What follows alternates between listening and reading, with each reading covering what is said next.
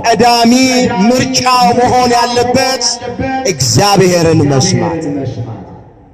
ገንዘብን የሚወዱ ትምክህተኞች፣ ትዕቢተኞች፣ ተሳዳቢዎች፣ ለወላጆቻቸው የማይታዘዙ፣ የማያመሰግኑ፣ ቅድስና የሌላቸው፣ ፍቅር የሌላቸው፣ እርቅን የማይሰሙ፣ ሐሜተኞች፣ ራሳቸውን የማይገዙ፣ ጨካኞች፣ መልካም የሆነውን የማይወዱ፣ ከዳተኞች፣ ችኩሎች፣ በትዕቢት የተነፉ፣ ከእግዚአብሔር ይልቅ ተድላን የሚወዱ ይሆናሉ።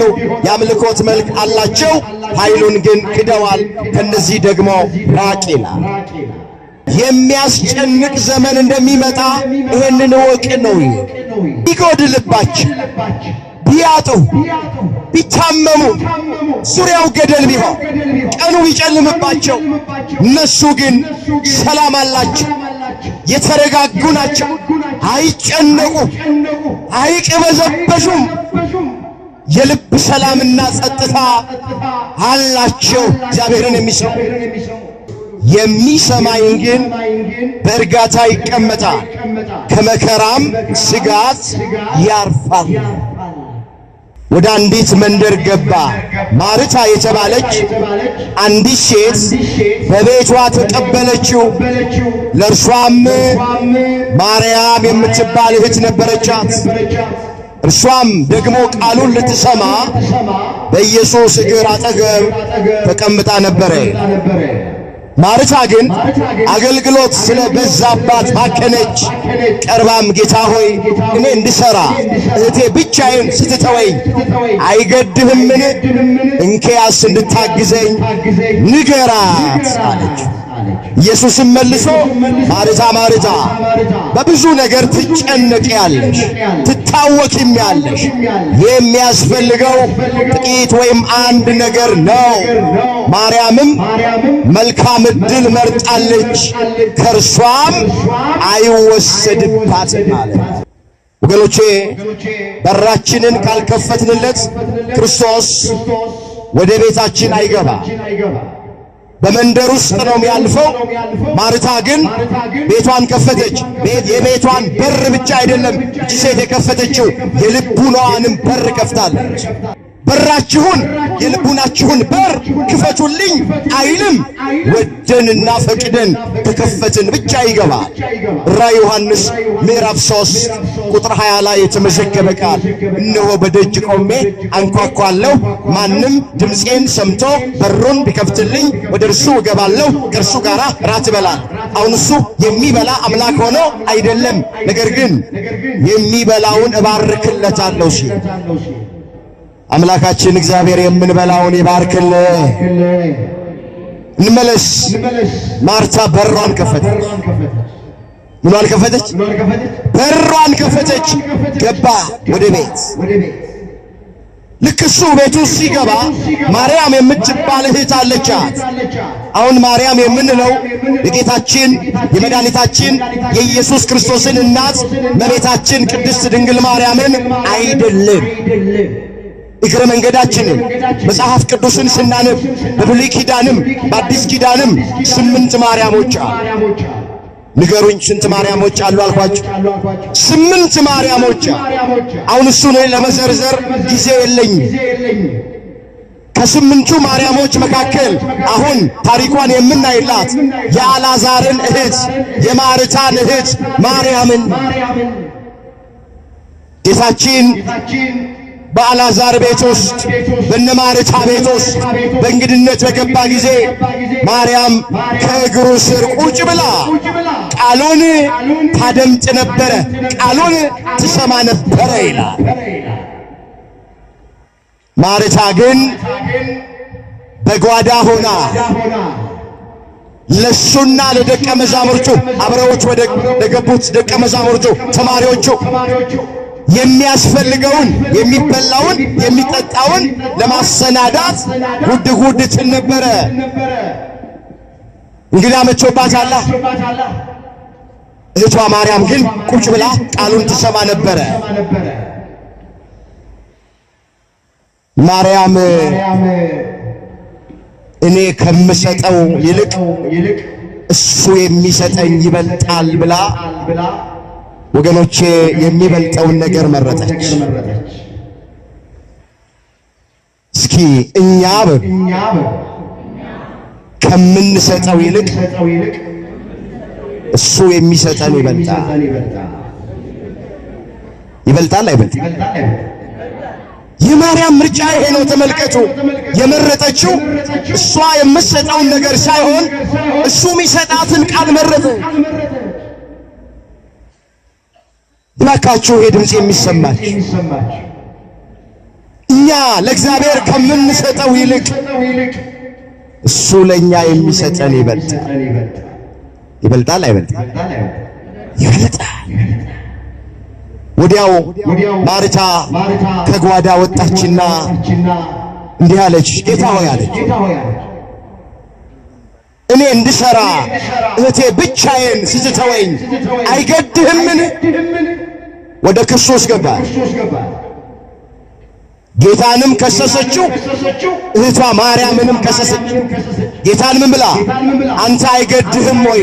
ግድ የለህም ወይ አንተ እኔ ብቻዬን ስደክም ብቻዬን ስለፋ ብላ አስቀድማ ኢየሱስ ክርስቶስን ከሰሰች። እህቷ ማርያምም መታ ስላላገዘቻት እሷንም ከሰሰቻት። ይኸውላችሁ አገልግሎት ያለ ፍቅር ከሆነ ክስ ይበዛው። አገልግሎት ካልገባ ትህትና ከሌለበት ካልተረዳ ነው እንደ ማርታ ከሳሾች ነው የምንሆነው። ማርታ ወገኖቼ የእሷ መድከም ሳያንስ እህቷ ማርያምም ቃሉን ትታ አብራ ከእሷ ጋር እንድትደክም መጣችና ክርስቶስን ተናገረች። ልክ ነው። ለአገልጋዮች ማዕድ ማቅረብ እግዚአብሔርን ማገልገል ነው። አገልጋዮችን መደገፍ እግዚአብሔርን ማገልገል ነው። ትክክል ናት። ግን የሚቀድመውን አላወቀችም ማርታ። ችግሩ እዚህ ጋር ነው። መቅደም ያለበትን አላወቀችም። የእግዚአብሔርን ቃል ትታ ማዕድን ነው የምታገለግለው።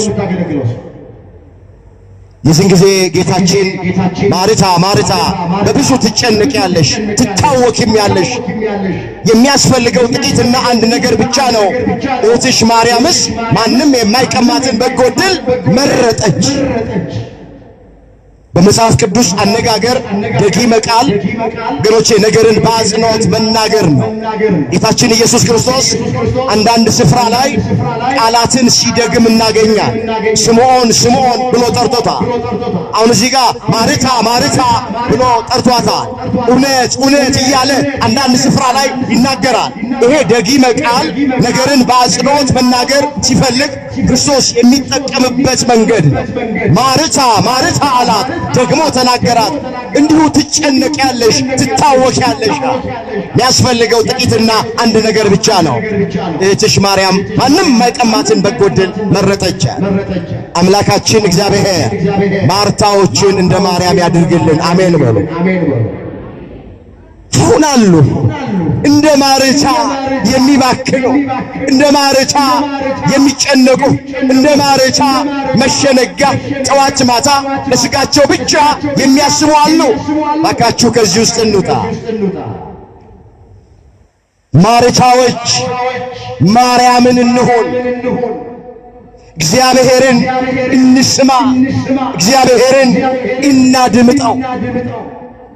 ማርያምስ ማንም የማይቀማት በጎ ዕድልን መረጠች። የትኛው ነው በጎ ዕድል የተባለ? እግዚአብሔርን መስማት ነው። በዚህ ቅዝቃዜ፣ በዚህ ብርድ፣ በዚህ ካፊያ፣ በማይመች ሁኔታ ውስጥ የሞቀ ቁጭ ብላችሁ እግዚአብሔርን የምትሰሙ፣ ቁጭ ብላችሁ እንደ ማርያም እግዚአብሔርን የምታዳምጡ፣ ቃሉን የምትሰሙ መልካም ዕድልን የመረጣችሁ ማንም ሰው የማይወስድብን፣ ማንም ሰው የማይነጥቀን በጎ ዕድል፣ መልካም ዕድል መርጠና በዚህ ምርጫችን እስከ መጨረሻው ድረስ እግዚአብሔር ያጽና። ማርያም የእግዚአብሔርን ቃል ትሰማለች። ማርታ ደግሞ በጓዳ ትንጎዳጎደ። ስለዚህ ከማርታ ይልቅ የተመሰገነችው ማርያም ናት። ቃሉን በመስማቷ የእግዚአብሔርን ቃል በመስማቷ ተመሰገነች። ማንም የማይቀማትን በጎ ዕድል መረጠች ተባለች። ስለዚህ መጀመሪያ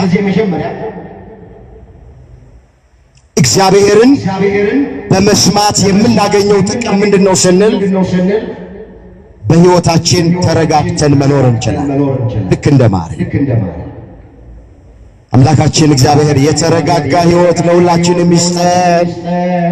ወደ ሁለተኛው ሐሳብ እስኪ ሁለተኛ የእግዚአብሔርን ቃል በመስማት ምንድነው የምናገኘው ጥቅም ስንል በረከትን እናገኛለን።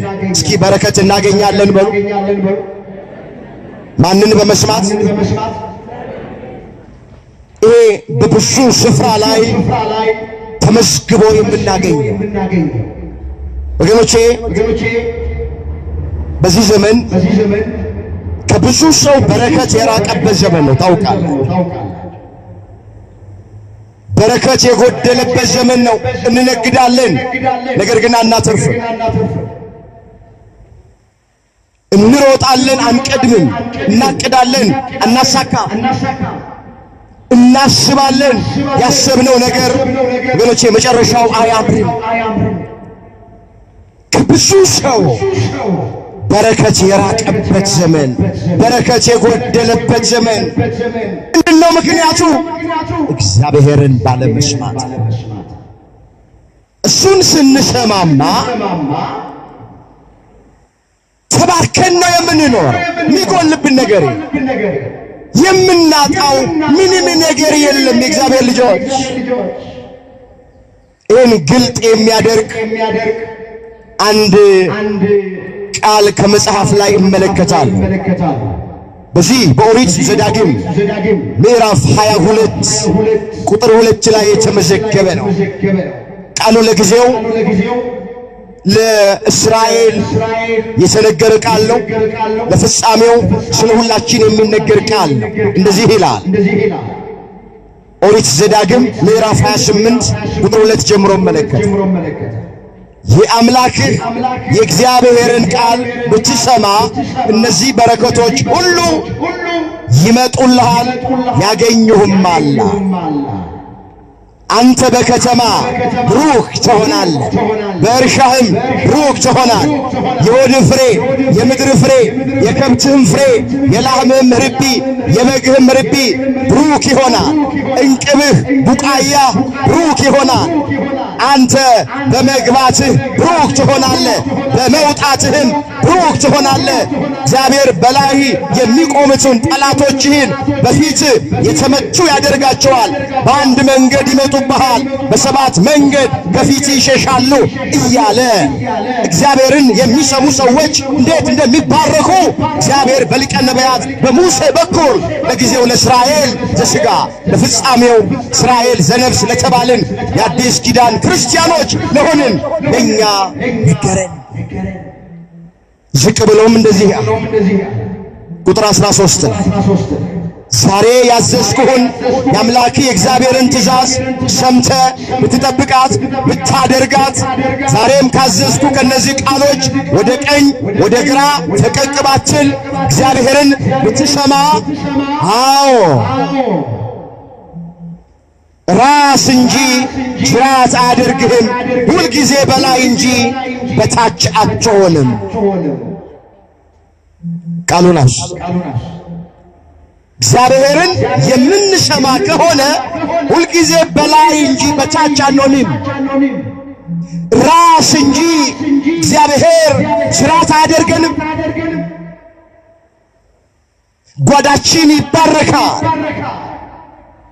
በዋቃችን ይባረካል፣ መሶባችን ይባረካል፣ ትዳራችን ይባረካል፣ ጤናችን ይባረካል፣ ኑራችን ይባረካል፣ መውጣት መግባታችን ይባረካል አለ እግዚአብሔር ቃል። ማንን የሚሰማ?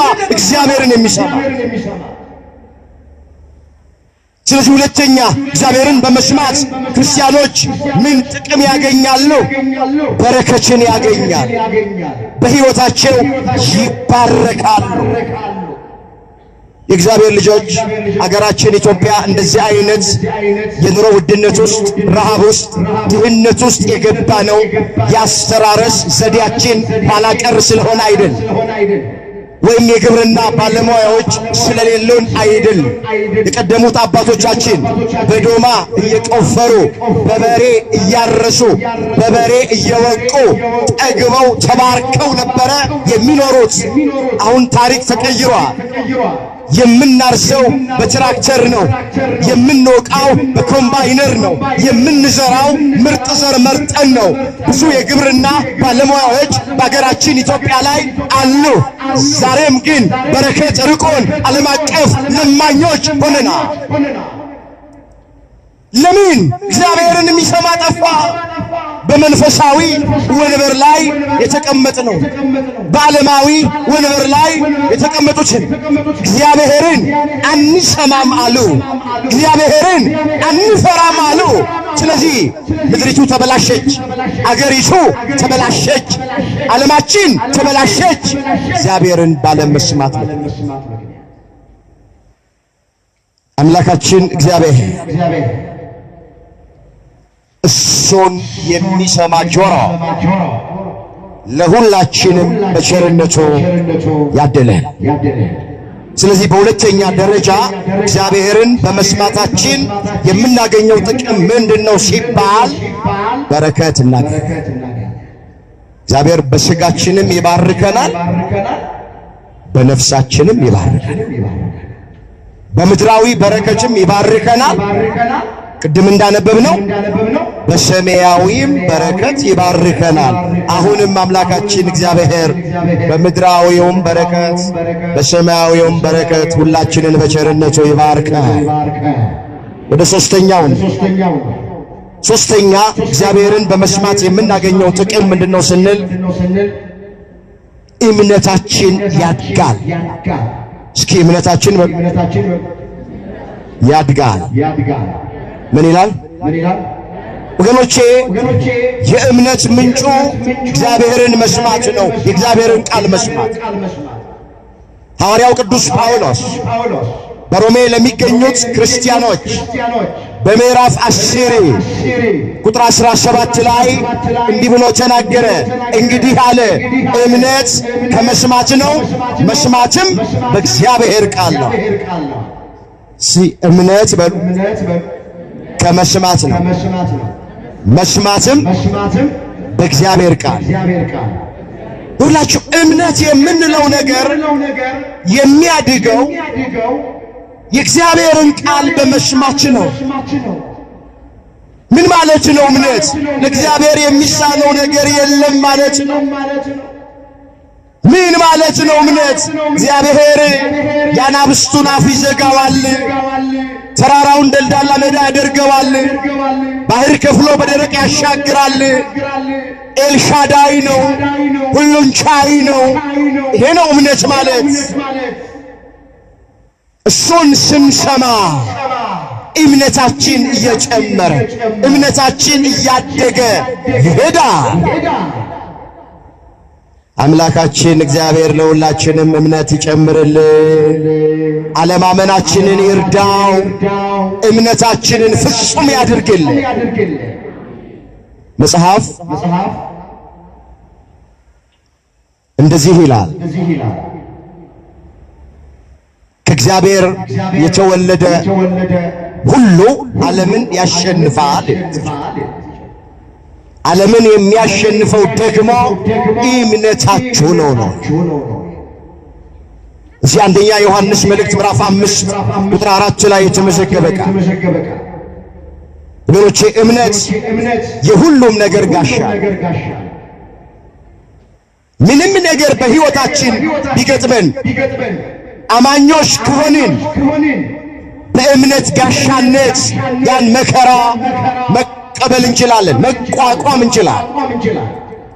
ለዚህ ነው ቅዱስ ዮሐንስ ወልደ ነጎድጓድ ከእግዚአብሔር የተወለደ ሁሉ ዓለምን ያሸንፋል አለና ዓለምን የሚያሸንፈው እምነታችሁ ነው።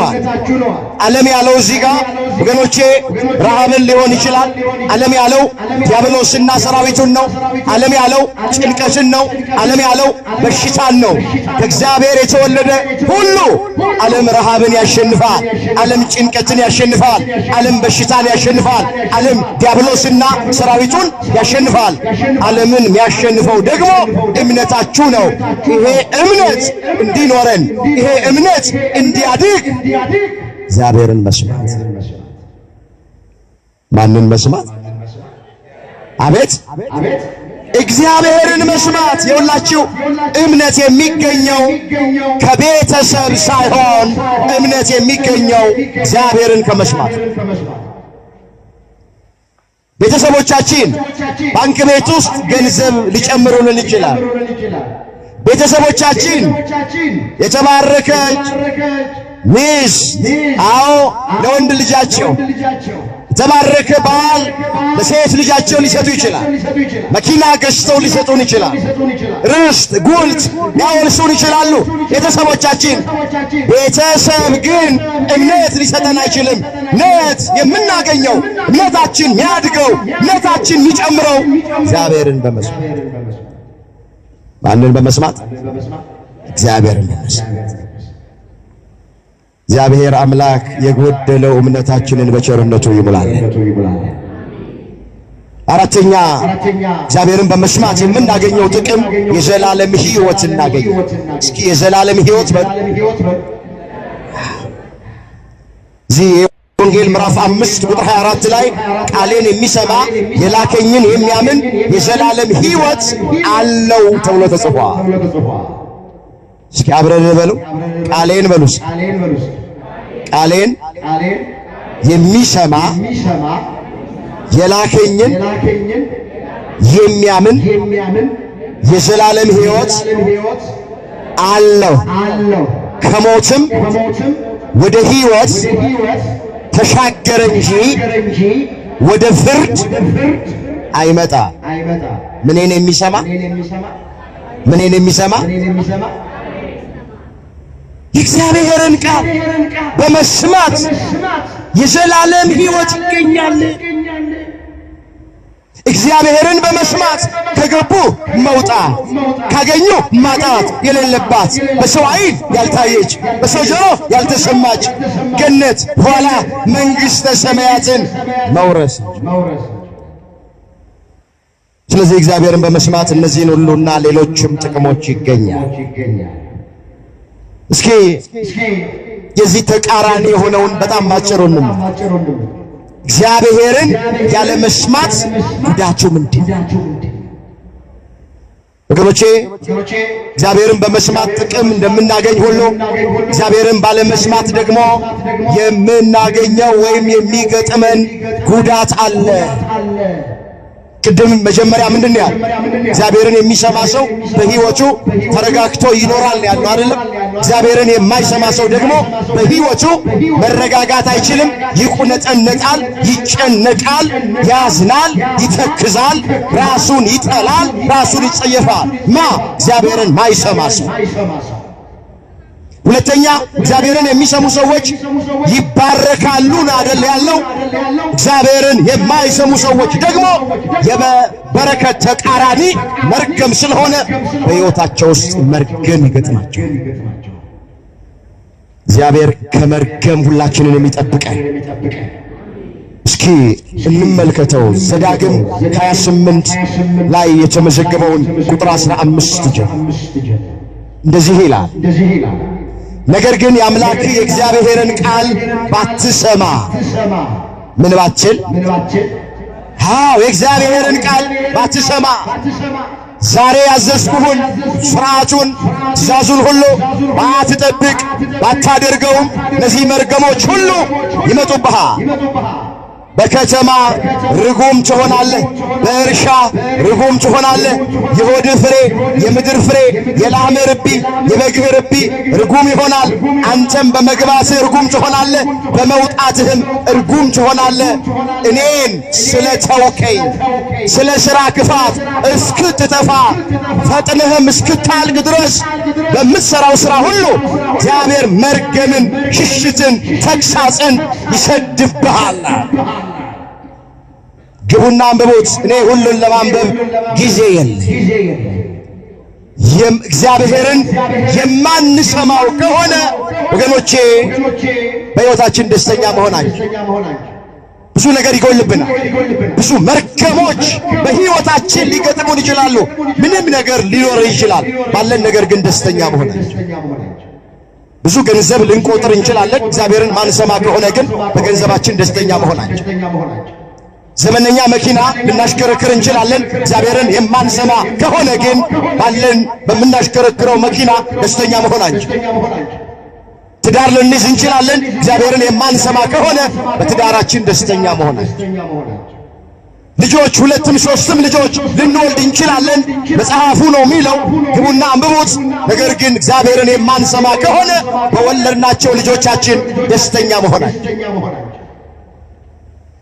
ስለዚህ እግዚአብሔርን አለመስማት ወገኖቼ በሕይወታችን እንዳንረጋጋ፣ በሕይወታችን እንዳንደሰት፣ የልብ ሰላምና ጸጥታ እንዳይኖረን፣ እንዲሁ እየባከንን እንዲሁ እየተጨነቅን እንድንኖር ነው የሚያደርገን።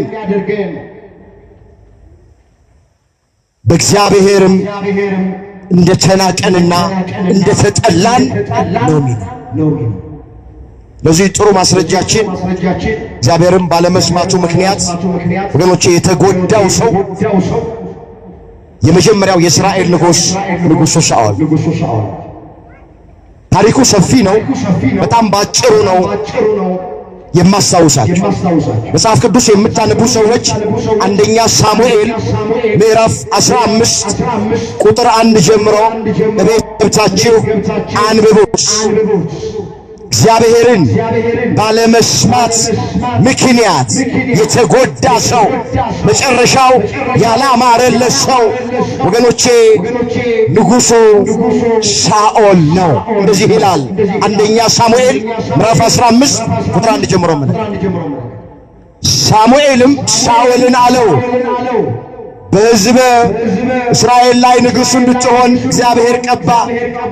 እግዚአብሔርም ላከኝ። አሁንም የእግዚአብሔርን ድምፅ ስማ አለ። የማን ድምፅ ስማ? የእግዚአብሔርን ድምፅ ስማ። የሰራዊት ጌታ እግዚአብሔር እንዲህ ይላል፣ እስራኤል ከግብፅ በወጣ ጊዜ አማሌቅ በመንገድ እየተቃወመው ያደረገበትን እበቀላለሁ። አሁንም ሂድ፣ አማሌቅን ምታ፣ ያላቸውን ሁሉ ፈጽመህ አጥፋ፣ አትማራቸው። ወንድና ሴት፣ ብላቴናውን፣ ሕፃኑን፣ በሬውን፣ በጉን፣ ግመሉን፣ አህያውን ግደል አለ። የእግዚአብሔር ትእዛዝ። እስራኤል ከ430 ዓመት የግብፅ የባርነት ቤት ቆይታ በእግዚአብሔር ቸርነት በሊቀ ነቢያት በሙሴ መሪነት በመጋቢ ብሉይ በቅዱስ ሚካኤል አማላጅነት ከእስራኤል ከግብፅ ወጥተው ወደ ምድረ ርስት ሲጓዙ የአማሌቅ ሕዝብ የእግዚአብሔርን ሕዝብ እስራኤልን ተቃውሞታል፣ መከራ አድርሶበታል። ስለዚህ እግዚአብሔር ምን ብሏል? አማሌቃውያንን እበቀላለሁ፣ ዝክራቸውን መታሰቢያቸውን አጠፋለሁ ብሎ አስቀድሞታል። አሁን ጊዜው ደረሰ፣ እግዚአብሔር የሚበቀልበት ጊዜ። ነቢይ ማን ነው? ንጉሡ ሳኦልን ሂድና አለው፣ ወደ አማሌቅ ውረዳ፣ እንስሳቱንም ሰዎቹንም ትንሹንም ትልቁንም ምንም እንዳታስቀር አለ። ይህ የእግዚአብሔር ትእዛዝ፣ የእግዚአብሔር ፍቃድ። እሺ አለ። ታሪኩን እናሳጠር። ሳኦል ሰራዊቱን አስከትለው ወደ አማሌቃውያን መንደር ገባ። ብዙዎቹን ገደለ፣ የተናቁትን ምስኪኖቹን ገደላቸው ይላል። ከአማሌቃውያን መካከል ንጉሳቸው አጋግ ይባላል። ጡንቻው የፈረጠመ ነው፣ ደረቱ የሰፋ ነው፣ ቁመቱ የረዘመ ነው። ለክፉ ቀን ይጠቅመኛል፣ ጠላት በተነሳ ጊዜ ይጠቅመኛል አለና ንጉሡ ሳኦል አማሌቅ ማነው አጋግን ማርኮ ያዘው።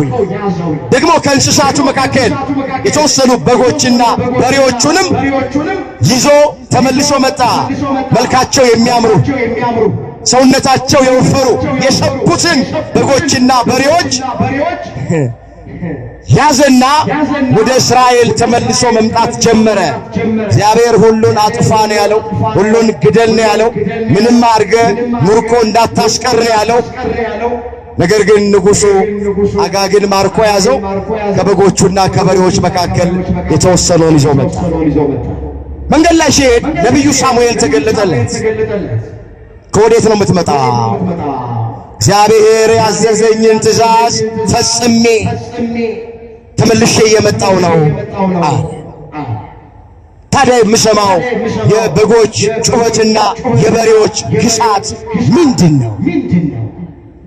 ትእዛዙን ከፈጸም እግዚአብሔር ሁሉን አጥፋ ብሎሃል። እውነት እግዚአብሔርን ከሰማኸው ድምፁን ካደመጥከው ምንድን ነው የምሰማው? የበጎች ጩኸትና የበሬዎች ግሳት አለው። አይ እነዚህን አለ ንጉሡ ሳኦል እስራኤል ለእግዚአብሔር መሥዋዕት አድርገው እንዲያቀርቧቸው ብዬ መልካቸው ያማረ ሰውነታቸው የወፈረ የሰቡትን ማርኬ አምጥቻለሁ። ይህም ብቻ አይደለም፣ አጋግንም ቢሆን ሳልገድለው ጠላት በተነሳ ጊዜ ይጠቅመኛል ብዬ ይዤው መጥቻለሁ።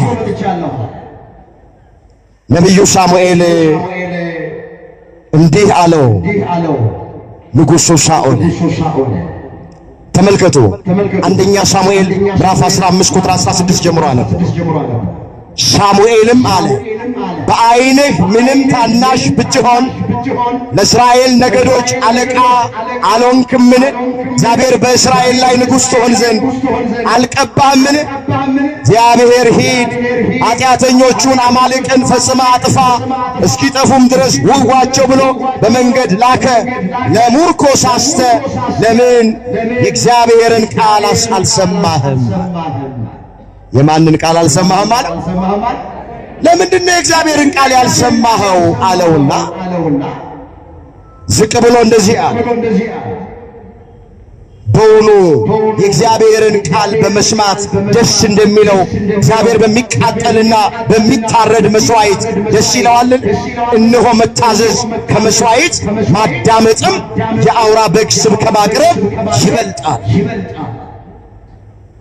እስኪ መታዘዝ በሉ ከመስዋዕት እግዚአብሔርን መስማት የአውራ በግ ስብ ከማቅረብ ይበልጣል። ምን ይላል ንጉሡ ሳኦል? እግዚአብሔርን መስማት ሲገባው፣ ለእግዚአብሔር መታዘዝ ሲገባው ከእግዚአብሔር በላይ ርኅሩህ ሆኖ አዛኝ ሆኖ እግዚአብሔርን ሊያስደስት እስራኤል እንዲሰዋቸው ብሎ ከእግዚአብሔር ቃልና ከሱ ሐሳብ ውጭ የሆነ ሥራ ሰራ። ስለዚህ እግዚአብሔር ምን አለው? መታዘዝ ከመስዋዕት ይበልጣል። እግዚአብሔርን ማዳመጥ የአውራ በግ ስብ ከማቅረብ ይበልጣል። የሁላችሁ ከአምልኮቶች ሁሉ የሚበልጠው እግዚአብሔርን መስማት። ማንን መስማት? ከገበያ ሙኩት ጎትተን ከማምጣታችን በፊት ባካችሁ እግዚአብሔርን ሻማ ከማምጣታችን በፊት፣ ጧፍ ከማምጣታችን በፊት፣ ዘቢብ ከማምጣታችን በፊት፣ አምልኮት ከመፈጸማችን በፊት፣ ከጸሎቱ በፊት፣ ከቅዳሴው በፊት፣ ሰዓታቱን ከመቆም በፊት፣ ከመሳላችን በፊት፣ ገዳም ለገዳም ከመዞራችን በፊት፣ መንፈሳዊ መስለን ከመታየታችን በፊት የሚቀድመው ነገር የእግዚአብሔርን ቃል ማዳመጥ ነው። ለእግዚአብሔር መታዘዝ ነው። ቃሉን አስተውሉት። መታዘዝ ከመስዋዕት የእግዚአብሔርን ቃል ማዳመጥ የአውራ በግ ስብ ከማቅረብ ይበልጣል። አሁን እኛ የሚበልጠውን ነገር ከኋላ አድርገነው ከኋላ ያለውን ነገር ከፊት አምጥተነዋል። ብዙዎቻችን ማነው እግዚአብሔርን የሚሰማ? እስኪ የሞቀ የደመቀ ቤታችሁን ትታችሁ እግዚአብሔር ቤት መውደቅ ይሻለኛል ብላችሁ እዚያ በሱባኤ ያላችሁ እህቶቼ፣ ወንድሞቼ በመላው ዓለም ሆናችሁ ይህንን ቃል የምታዳምጡ እህቶቼና ወንድሞቼ እስኪ በደንብ ራሳችን እንመልከት። ለእግዚአብሔር ቃል ቦታ አለ። እግዚአብሔርን እንሰማዋለን።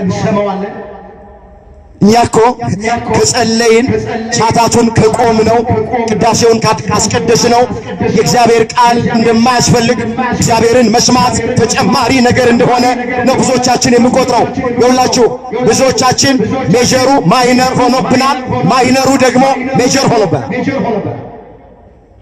ፊተኛውን ከኋላ አድርገነዋል፣ የኋላውን ከፊት አምጥተነዋል። ምንም ነገር ከማድረጋችን በፊት እግዚአብሔር የሚከብረው፣ እግዚአብሔር ደስ የሚለው፣ እግዚአብሔር የሚወደው እሱን መስማት፣ ቃሉን መስማት። አምላካችን እግዚአብሔር እሱን የሚሰማ ጆሮ ለሁላችንም በቸርነቱ ያድለን። ሳኦል እግዚአብሔርን አልሰማም አለ። በነቢዩ በሳሙኤል በኩል አደረና ምን አለው? እኔን ንቀኸኛል፣ ቃሌን ንቀሃልና እኔም ንቄሃለሁ። እግዚአብሔርን የማይሰሙ ሰዎች የተናቁ ናቸው። እዚህ አንደኛ ሳሙኤል ምዕራፍ 2 ቁጥር 30 ላይ የሚያከብሩኝን አከብራለሁ የሚንቁኝም ይናቃሉ ተብሎ ተጽፏል። ሳኦል የተናቀው እግዚአብሔርን አልሰማም ስላለ። እስኪ ሳኦል በሉ። ሳኦል የተናቀው እግዚአብሔርን አልሰማም ስላለ። እግዚአብሔርን ምን ስላለ? ስለዚህ እግዚአብሔርን አልሰማም የሚሉ ሰዎች ሁልጊዜ የተናቁ ናቸው። ሁልጊዜ እንደተጨነቁ ነው የሚለው። ሁልጊዜ እንደፈሩ፣ ሁልጊዜ እንደደነገጡ፣ ሁልጊዜ እንደተቀበዘበዙ ነው የሚኖሩት ማንን የማይሰሙ ሰዎች። ስለዚህ ለኛ ማንን መስማት ይሻለናል? ወገኖቼ አዳም ገነትን ያህል ቦታ እግዚአብሔርን ያህል ጌታ ያጣው እግዚአብሔርን አልሰማም በማለት ነው። እውነት አስብ። ማንን ስለሰማን? ሰይጣንን። እግዚአብሔር ከዕፀ በለስ ፍሬ ቆርጣችሁ አትብሉ፣ በበላችሁ ቀን ሞትን ትሞታለች። ይህ እግዚአብሔር ቃል። ሰይጣን ደግሞ ሞትንስ አትሞቱም እንደ እግዚአብሔር ትሆናላችሁ። አዳምን አለው ሰይጣን አትሞቱም ይላል፣ እግዚአብሔር በበላችሁ ጊዜ ትሞታላችሁ። ስለዚህ አዳምና ሔዋን የእግዚአብሔርን አልሰማም ብለው የሰይጣንን ሰሙና በሉ። ገነትን ያህል ቦታ አጡ፣ እግዚአብሔርን ያህል ጌታ አጡ፣ ሞት ተፈረደባቸው። ወገኖቼ ሕመም የምንለው፣ ረሃብ የምንለው፣ ጭንቀት የምንለው፣ ፍርሃት የምንለው፣ ስደት የምንለው እግዚአብሔርን ባለመስማት የመጣብን ጣጣ ነው። ከገነት ወጡ አልሰማም ስላሉ ዛሬም እግዚአብሔርን የማይሰሙ ሰዎች ወገኖቼ ከመንግሥተ ሰማያት ውጭ ናቸው፣ ከዘላለም ሕይወት ውጭ ናቸው። ስለዚህ እባካችሁ ይሄ ድምፅ የሚሰማችሁ ከዚህ በኋላ ቀሪ በሆነ ሕይወታችን፣ ቀሪ በሆነ ዘመናችን እሱን እየሰማን እሱን እያደመጥን እንድንኖር አምላካችን እግዚአብሔር ሁላችንን በቸርነቱ ይርዳል። እግዚአብሔርን የማይሰሙ ሰዎች ነው የሚለው ጠቢቡ ሶሎሞን፣ ጸሎታቸው በእግዚአብሔር ዘንድ አጸያፊ ናት ነው የሚለው እዛ ምሳሌ 28 ቁጥር 9 ላይ ተመዘገበ። እስኪ አብረን እንበል፣ ሕጉን በሉ እስኪ። የማይሰሙ ጸሎታቸው በእግዚአብሔር ፊት አጸያፊ ናት። እስከ መቼ ድረስ ነው አጸያፊ ጸሎት የሚጸልይ? አይበቃንም? ደግሞ አለው ሕጉን የማይሰሙ ቃሉን የማይሰሙ እግዚአብሔርን የማይሰሙ አለ ጸሎታቸው በእግዚአብሔር ዘንድ አጸያፊ። ስለዚህ የሚቀድመው እግዚአብሔርን መስማት ነው፣ ቃሉን መስማት፣ እሱን ማዳመጥ። እሱን የማይሰሙ ሰዎች መጨረሻቸው ጥፋት ነው። በሐዋርያት ሥራ ምዕራፍ 3 ቁጥር 22 ላይ ከእናንተ መካከል እንደኔ ያለ ነቢይ ያስነሳላችኋል አለ ሙሴ የተናገረው ቃል። እሱን የማትሰማ ነፍስ ከሕዝብ መካከል ተለይታ ትጠፋለች። ምን ትላለች? ምን ትላለች? ማንን የማትሰማ ነፍስ? እግዚአብሔርን የማትሰማ ነፍስ መጨረሻዋ ጥፋት። ስለዚህ ሁልጊዜ እግዚአብሔርን እየሰማን እግዚአብሔርን እያደመጥን እንድንኖር መድኃኔ ዓለም ሁላችንን በቸርነቱ ይርዳል። እሱን ስንሰማ እንረጋጋለን። እሱን ስንሰማ ተባርከን እንኖራለን። እሱን ስንሰማ እምነታችን ያድጋል፣ ይጨምራል። እሱን በመስማት በምድር በረከት፣ በሰማይ ርስት ደግሞ ማን ያወርሰናል? እግዚአብሔር ያወርሰናል።